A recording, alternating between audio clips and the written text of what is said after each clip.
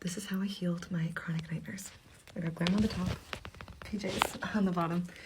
I used to have nightmares almost every single night for over 10 years. Really gross ones where I would relive traumas. I was getting raped or kidnapped or tortured or who knows what. And I healed my chronic nightmares through lucid dreaming. And of course, going to a lot of therapy, right? So this is the dream that I had that honestly changed my life. It's probably the most significant experience of my entire life, and I was asleep. But let me tell you the story, because if you ask your mind for a healing dream like this, you might have a similar experience. Super short version on how to learn to lucid dream. Keep track of your dreams in a journal so you remember your dreams. Do reality checks throughout the day to figure out if you're awake or asleep. So that's what I did. And I asked my mind to show me the root of my nightmares as I was going to sleep.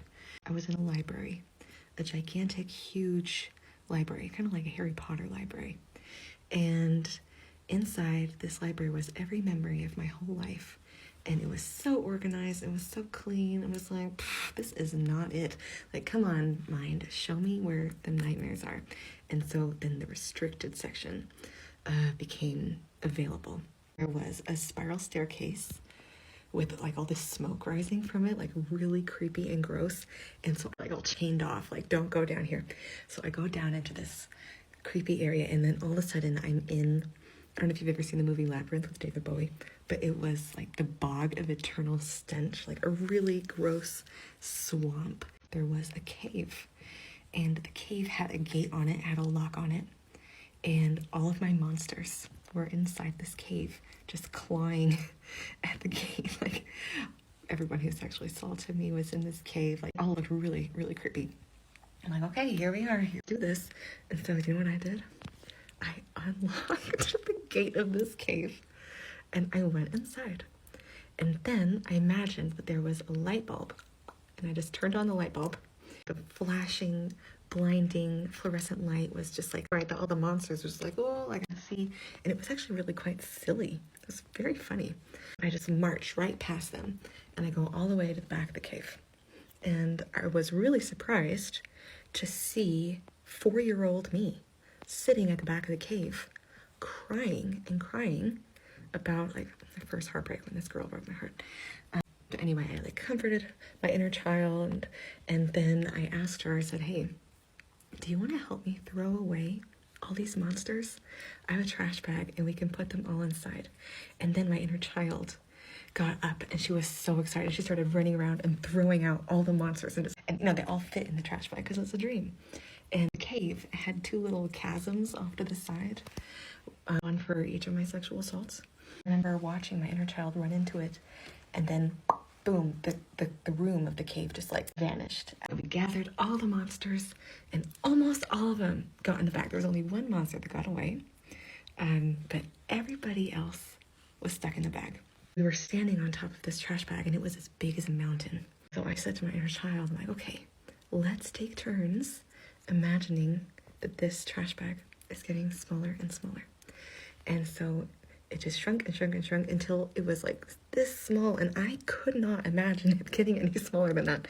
But then my inner child, she imagined it was gone, and then it was. And I looked around, and all of a sudden this gross swamp had been transformed into this pristine paradisical beach, and like with perfect sunset and like magical floating mountains, like in that Hayao Miyazaki movie with like the floating castle. And we found some flowers, and so we decorated the cave with flowers, which had once been filled with monsters. And then, I just sat next to my inner child on the beach, and I just felt so peaceful. And I said to her, thank you so much. And I said goodbye, and I walked up the staircase, and as I did, then I woke up. And honest to God, that was the last trauma nightmare I ever had. That was like 2 years ago.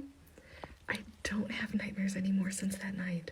It's like something shifted in my brain after this dream.